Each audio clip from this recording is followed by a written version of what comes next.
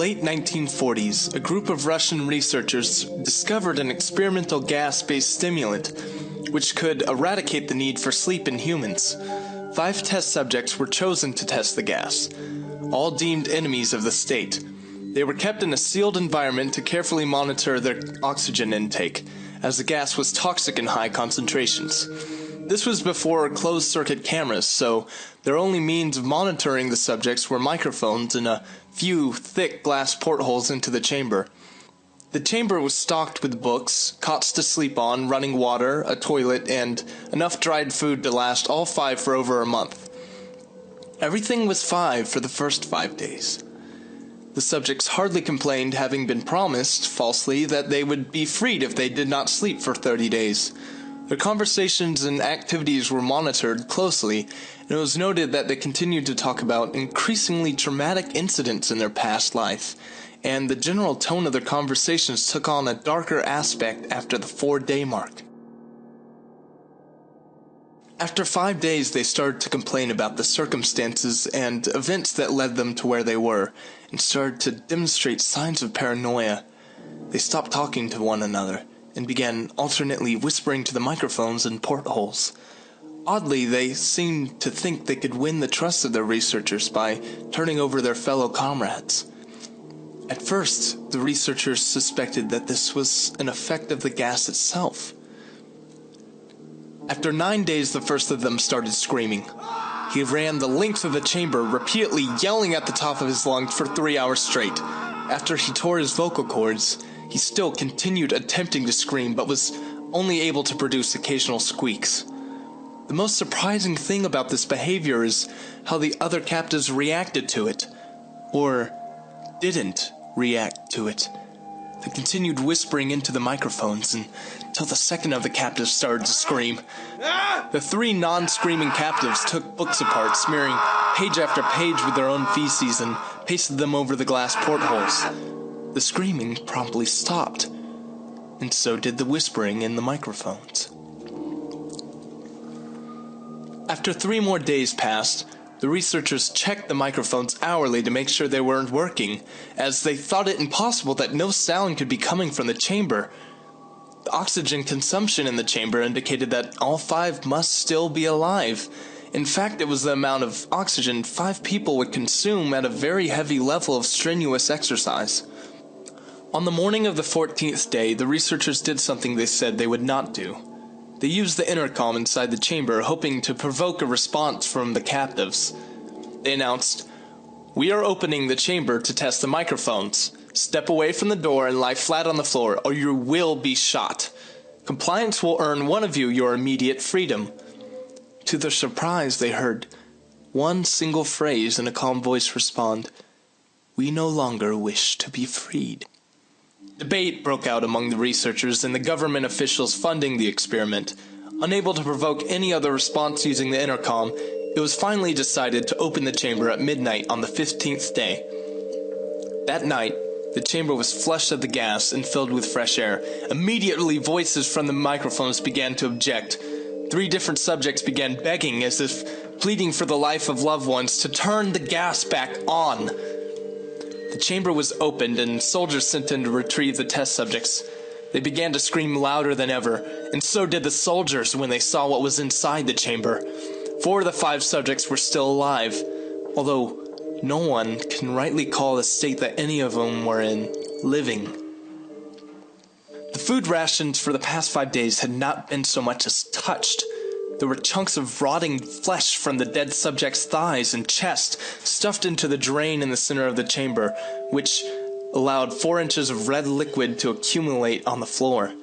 Precisely how much of the liquid that was actually blood was never determined.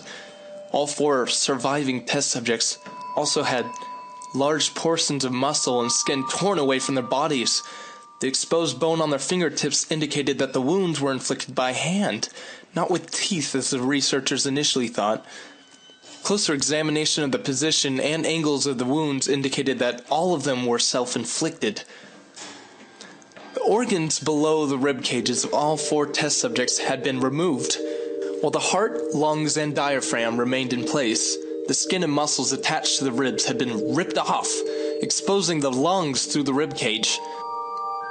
All the removed blood vessels and organs remained intact. They had just been taken out and laid on the floor, fanning out around the bodies of the subjects. The digestive tract of all four could be seen working, digesting what was apparently their own flesh, which they had been eating for many days. Most of the soldiers were Russian operatives, but still, many refused to return to that chamber in order to remove the test subjects. The subjects continued to scream to be left alone in the chamber and alternately begged and demanded that the gas be turned back on, lest they fall asleep.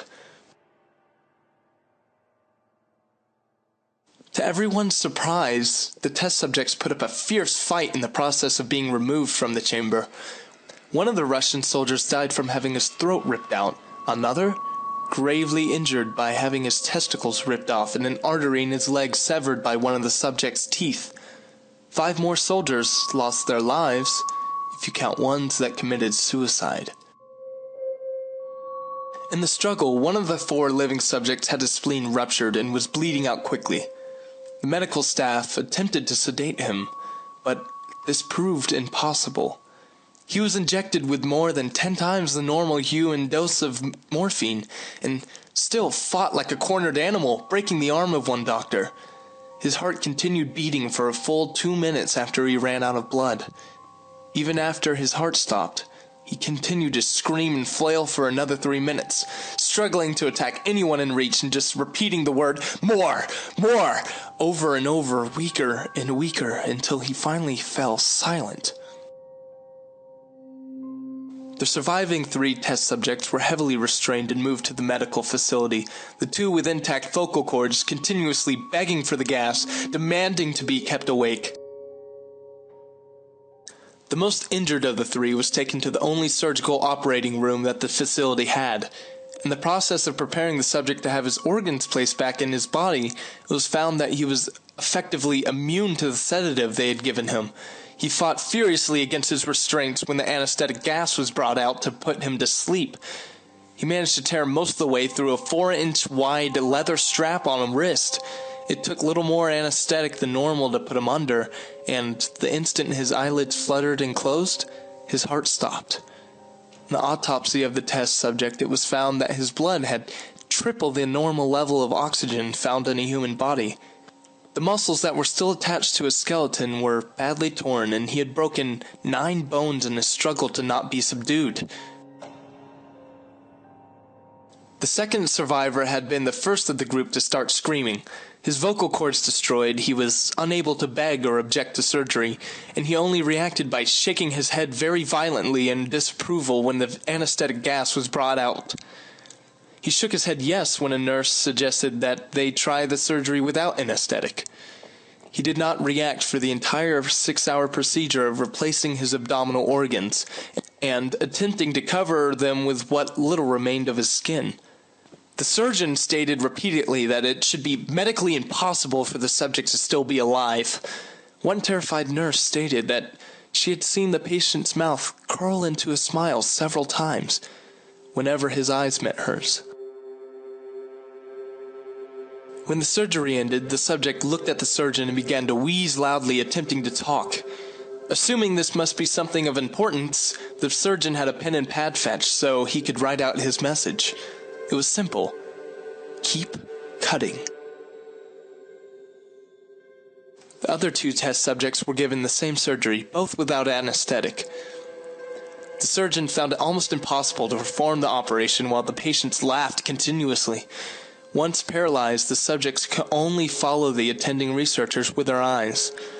The paralytic cleared their system in an abnormally short period of time, and they were soon trying to escape their bonds. The moment they could speak, they were asking for the gas. The researchers tried asking why. Why had they injured themselves? Why had they ripped out their own organs? Why did they want the gas? Only one response was given. I must remain awake. All 3 subjects' restraints were reinforced, and they were placed back into the chamber awaiting determination as to what should be done with them.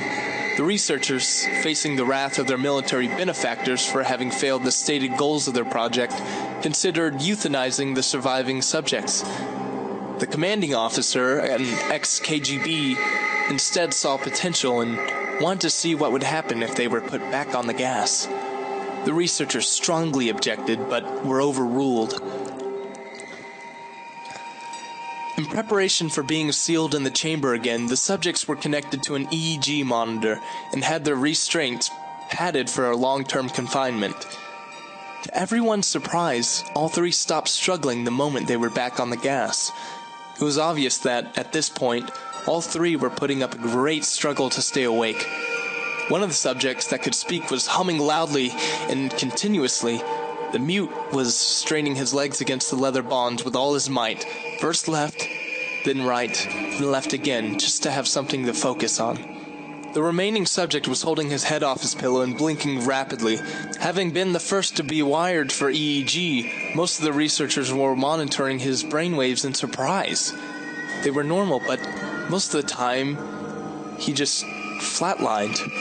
It looked as if he was repeatedly suffering brain death before returning to normal again. As they focused on the paper scrolling out of the brainwave monitor, only one nurse saw his eyes slip shut at the same moment his head hit the pillow. His brainwaves immediately changed to that of deep sleep, then flatlined for the last time as his heart simultaneously stopped. The only remaining subject that could speak started screaming to be sealed in now. His brainwaves showed the same flatlines as the other one who had just died. The commander gave the order to seal the chamber with both subjects inside as well as 3 other researchers. One of the 3 immediately drew his gun and shot the commander point blank right between the eyes, then turned the gun to the mute subject and blew his brains out. He pointed the gun at the remaining subject, still restrained to a bed, as the members of the medical and research team fled the room. "I won't be locked in here with these things. Not with you," he screamed, at what could no longer be called a man strapped to the table. "What are you?" he demanded. I must know. What are you?" The subject smiled. "Have you forgotten so easily?" the subject asked. "We are you. We are the madness that lurks within you all, begging to be freed at every moment in your deepest animal mind. We are what you hide from your beds every night. We are what you sedate into silence when you go to the nocturnal heaven where we cannot tread." The researcher paused, then aimed at the subject's exposed heart and fired. The EEG flatlined as the subject weakly choked out. "So nearly."